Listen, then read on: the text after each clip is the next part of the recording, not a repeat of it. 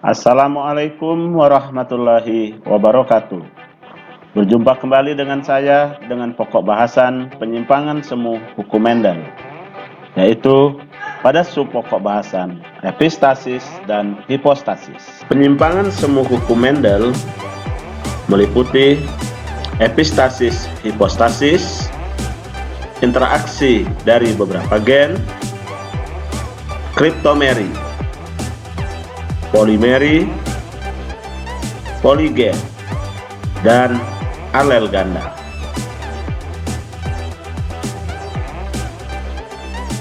Epistasis, hipostasis merupakan gen dominan menutupi gen dominan lain yang bukan alelanya. Epistasis merupakan faktor pembawa sifat yang menutupi penampakan pasangan alela lainnya. Sedangkan hipostasis merupakan faktor pembawa sifat yang tertutupi penampakannya oleh pasangan alela lainnya.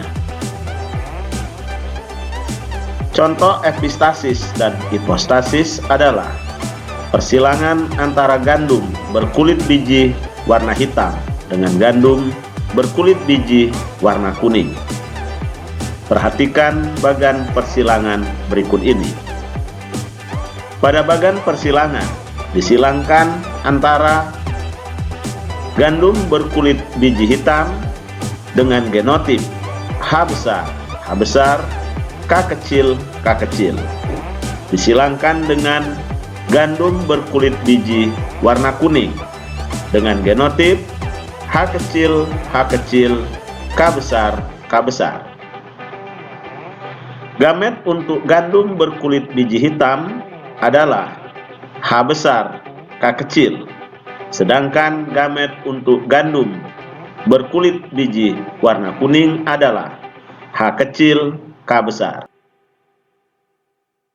Jika di antara dua gamet tersebut menyatu, maka akan menghasilkan genotip H besar, H kecil, K besar, K kecil dengan fenotip gandum berkulit biji warna hitam.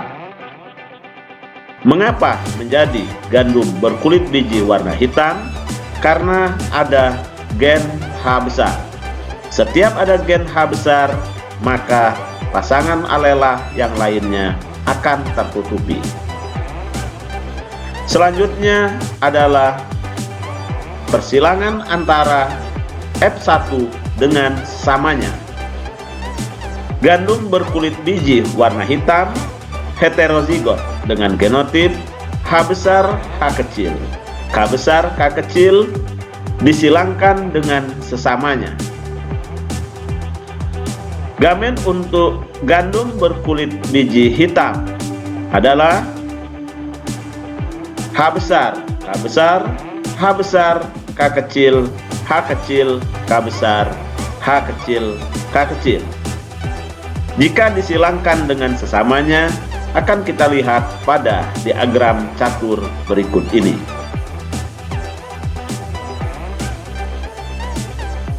Dari diagram catur, gamet-gamet yang telah kita sebutkan sebelumnya pada bagian atas adalah gamet jantan H besar, K besar, H besar, K kecil, H kecil, K besar, H kecil, K kecil. Sedangkan gamet betina H besar, K besar, H besar, K kecil, H kecil, K besar, H kecil, K kecil. Untuk melihat bagaimana genotip dan fenotip, kita lihat pada diagram berikut ini. Pada nomor 1, yaitu gabungan antara gamet jantan dan betina adalah H besar, H besar, K besar, K besar dengan fenotip hitam. Nomor 2, H besar, H besar, K besar, K kecil, hitam. Berikutnya H besar, H kecil, K besar, K besar, hitam. Nomor 4, H besar, H kecil, K besar, K kecil dengan genotip hitam. Nomor 5 adalah gabungan antara dua gamet ini, H H besar, H besar, K besar, K kecil, hitam. Nomor 6, H besar, H besar, K kecil, K kecil, hitam. Nomor 7, H besar, H kecil, K besar, K kecil, hitam. Nomor 8, H besar, H kecil, K kecil, K kecil, hitam. Nomor 9, H besar, H kecil, K besar, K besar, hitam. Nomor 10, H besar, H kecil, K besar, K kecil, hitam. Nomor 11, H kecil, H kecil, K besar, K besar, kuning. Nomor 12, H kecil, H kecil, K besar, K kecil, kuning. Nomor 13, H besar, H kecil, K besar, K kecil, hitam. Nomor 14, H besar, H kecil, K kecil, K kecil, hitam. Nomor 15, H kecil, H kecil, K besar, K kecil, kuning. Nomor 16, H kecil, H kecil, K kecil, K kecil, putih.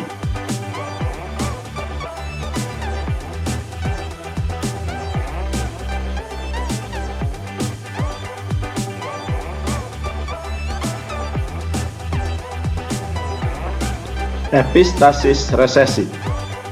Epistasis resesif terjadi apabila pasangan gen resesif menutupi pasangan gen lainnya yang bukan alelanya. Contohnya adalah persilangan pada tikus berwarna hitam dengan tikus berwarna putih. Parentalnya adalah tikus betina berwarna hitam dengan genotip C besar, C besar, A besar, A besar. Disilangkan dengan tikus jantan berwarna putih C kecil, C kecil, A kecil, A kecil. Gamet untuk tikus betina berwarna hitam adalah C besar, A besar, dan gamet untuk tikus jantan berwarna putih adalah C kecil, A kecil. Akan didapatkan F1 dengan genotip C besar, C kecil, A besar, A kecil dengan fenotip hitam. Semua keturunan F1-nya adalah 100% hitam. Persilangan antara keturunan F1 dengan sesamanya adalah seperti berikut ini. Persilangan antara tikus betina berwarna hitam dengan genotip C besar, C kecil, A besar, A kecil disilangkan dengan tikus jantan berwarna hitam C besar, C kecil, A besar, A kecil. Gamet untuk tikus betina berwarna hitam adalah C besar, A besar, C besar, A kecil, C kecil, A besar, C kecil, A kecil. Gamet untuk tikus jantan berwarna hitam adalah C besar, A besar, C besar, A kecil, C kecil, A besar, C kecil, A kecil. Pada diagram catur, untuk gamet jantan kita tuliskan di bagian atas, sedangkan gamet betina kita tuliskan pada bagian bawah. Selanjutnya, pada diagram, gabungan antara gamet-gamet tersebut adalah C besar, C besar, A besar, A besar, tikus berwarna hitam. C besar, C besar, A besar, A kecil, tikus berwarna hitam. C besar, C kecil, A besar, A besar, hitam. C besar, C kecil, A besar, A kecil, hitam. C besar, C besar, A besar, A kecil, hitam. C besar, C besar, A kecil, A kecil, abu-abu. C besar, C kecil, A besar, A kecil, hitam. C besar, C kecil, A kecil, A kecil, abu-abu. C besar, C kecil, A besar, A besar, hitam. C besar, C kecil, A besar, A kecil, hitam. C kecil, C kecil, A besar, putih. C kecil, C kecil, A besar, A kecil, putih. C besar, C kecil, A besar, A kecil, hitam. C besar, C kecil, A kecil, A kecil, abu-abu. C kecil, C kecil, A besar, A kecil, putih. C kecil, C kecil, A kecil, A kecil, putih.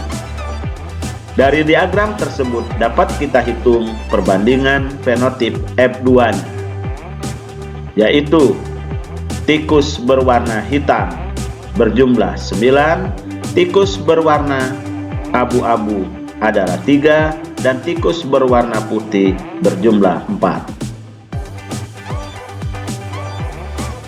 Demikianlah pembelajaran kita hari ini tentang penyimpangan semu kuku Mendel pada pokok bahasan epistasis hipostasis, yaitu epistasis dominan dan epistasis resesif.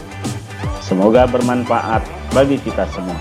Assalamualaikum warahmatullahi wabarakatuh.